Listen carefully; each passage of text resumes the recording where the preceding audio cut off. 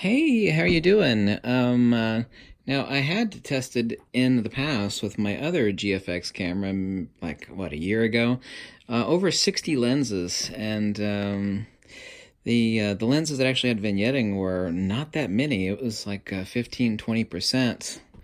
And some just didn't render right. It's like, well, they're wonderful for the X-T3 or for use on my Nikon cameras, but they just didn't render well on the GFX. And those were like 20% of the lenses. I got done retesting some of my favorites, like the Zeiss 35mm 1.4, the 55 1.2 Nikkor, and the Voigtlander 58mm 1.4, which is awesome on the X-T2 and XH1. This is the not so inexpensive 135mm f2 APO Zeiss sonar lens. Not a cheap lens at all.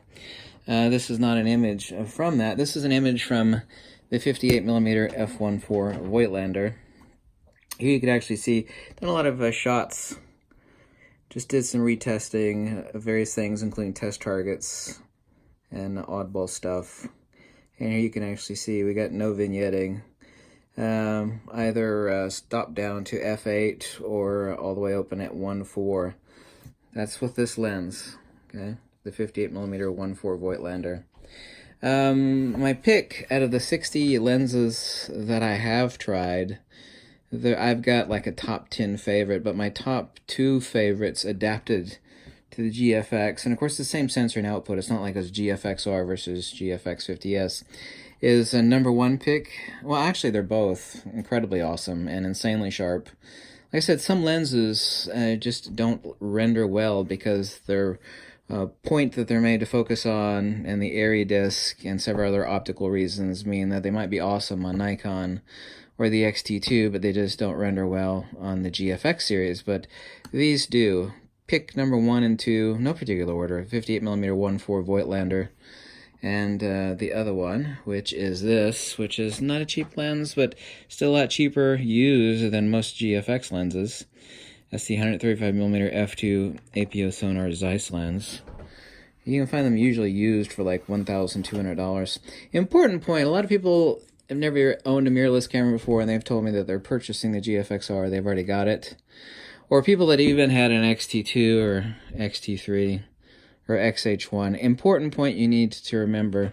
By the way, I'm using my favorite adapter. This is the K&F Concepts adapter. You can go to their website. You can find them actually on eBay.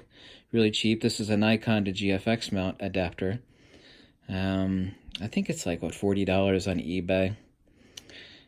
Also, too, you need to set shoot without lens on in your menu. Oops, here we go.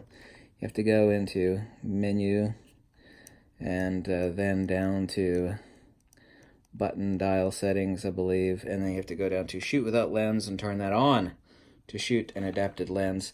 But important point that has to be made is that when you take the body cap off of your GFX camera, it's so easy because the porthole there and the sensor is so large compared to the X-T2, X-T3, or your DSLR, which you have no worries about. It's easy in actually removing the front body cap to actually twist it like that and, you know, nail the sensor, and that's bad news. Or using an adapter and putting it on. Someone might be talking to you and you're taking a lens off or on and you've never had to worry about it before.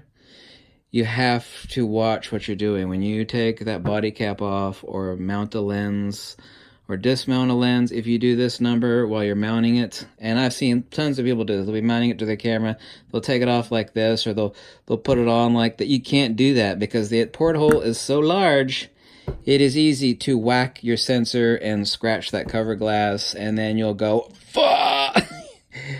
Easy to do. You gotta be careful because of the large sensor. It's easy to accidentally hit. So, mental note to everybody, lock it into your brain. Be careful removing or mounting your lenses or your body caps on your GFX cameras. Thank you so much for watching.